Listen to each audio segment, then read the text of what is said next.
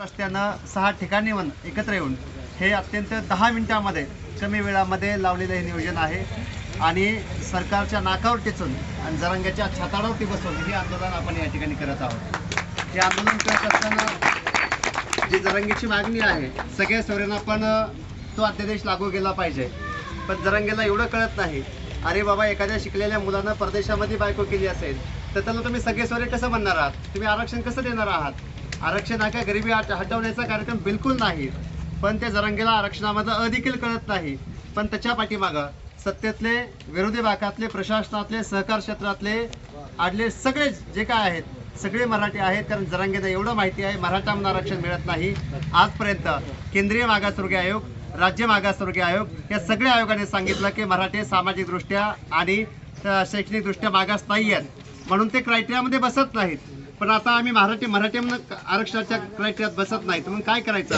मग कुणबी म्हणून काढायचं, बॅकडोर एंट्री करायची आणि जे काय 57 लाख नोंदी शासनानं बोगस दिलेल्या आहेत त्या रद्द करण्यात याव्या, ही आमची पहिली मागणी आहे। नंबर 2, जे काय गॅजेट हे म्हणतात, Hyderabad gazette, Satara gazette, Mumbai gazette, हे काय जे काय गॅजेटचा प्रकार आहे, आज ॲडव्होकेट मंगेश ससाने सगळे गॅजेट मागवले आणि संध्याकाळी आम्ही पत्रकार परिषद घेऊन त्या सगळे गॅजेट समोर ठेवून जरांगेच्या मागणीची आणि सरकार जे बोलत आहे सगळ्यांची चिरफाड आम्ही संध्याकाळी 5 वाजता पत्रकार परिषद घेऊन या ठिकाणी करणार आहोत। त्याचबरोबर या देशामधल्या ओबीसीची जनगणना होऊ द्या ना एकदा। हे एवढं सांगते आम्ही 7% आहोत, 65% आहोत, पण मराठा समाज मराठवाड्यामध्ये 9% आणि विदर्भातला 60%, फक्त 15% आहे। मग यांची विधानसभेमध्ये आणि लोकसभेमध्ये यांचं प्रतिनिधित्व 15% पाहिजे होतं, पण जरांगे यावरती काहीच बोलत नाहीत। आमचं प्रतिनिधित्व लोकसभेमधलं विधानसभेमध्ये यांनी हिसकावून घेतलेलं आहे। आमची मागणी अशी आहे, जसं आम्ही SC आणि ST बांधवांना विधानसभेमध्ये आणि लोकसभेमध्ये प्रतिनिधित्व आहे, तसंच प्रतिनिधित्व आमच्या ओबीसी बांधवांना लोकसभेमध्ये आणि लोकसभेमध्ये आणि विधानसभेमध्ये मिळाले पाहिजे, ही आमची मागणी आहे।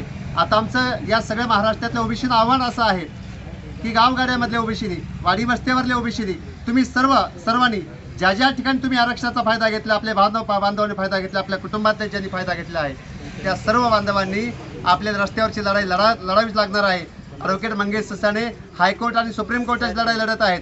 भुजबळ साहेब तिथं सरकारच्या छातावरती बसून तुमचं माझं आरक्षण वाचवण्याचा प्रयत्न करत आहेत। आपण सर्वांनी ज्या ज्या ठिकाणी जे जे शक्य आहे, ज्याला बोलता येतं त्यांना ओबीसीवरती बोला, ज्याला लिहिता येतं त्यांना ओबीसीवरती लिहा, ज्याला चांगलं संघटन कौशल्य आहे त्या सर्व लोकांनी ओबीसी चांगलं संघटन कौशल्य करावं आणि येणाऱ्या विधानसभेमध्ये हे जे म्हणतात ना की आम्ही ह्याला पाडू त्याला पाडू, 113 लोकांची यादी आमच्याकडे आहे, पण एकही मराठा आमदार विधानसभेमध्ये जाणार नाही, ही आम्ही शपथ या ठिकाणी घ्यावी। आम्ही वेळ पडली तर दगडाला मतदान करू, पण मराठ्याला तुम्हाला मतदान करणार नाही। आजपर्यंत आम्ही तुम्हाला आमदार केलं, खासदार केलं, मंत्री केलं, पण आज तुम्हीच आमच्या ताट्यातला मागत आहात। पण माझी ओबीसी बांधवाला शपथ आहे, जर तुमचा बाप एक असेल इथून पुढे दगडाला मतदान करा, पण मराठ्यांना मतदान करू नका।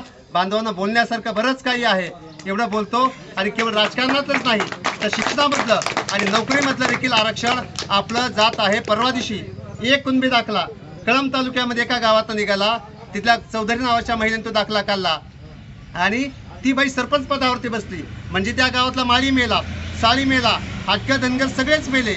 हे ग्रामपंचायतमध्ये, पंचायत समिती, जिल्हा परिषद, नगरपालिका आणि महानगरपालिकेमध्ये हेच होणार आहे, तुमच्या नोकरीमध्ये हेच होणार आहे, तुमच्या शिक्षणामध्ये हेच होणार आहे। मग तुमचं आरक्षण वाचवण्याची जबाबदारी आता आमचीच आहे।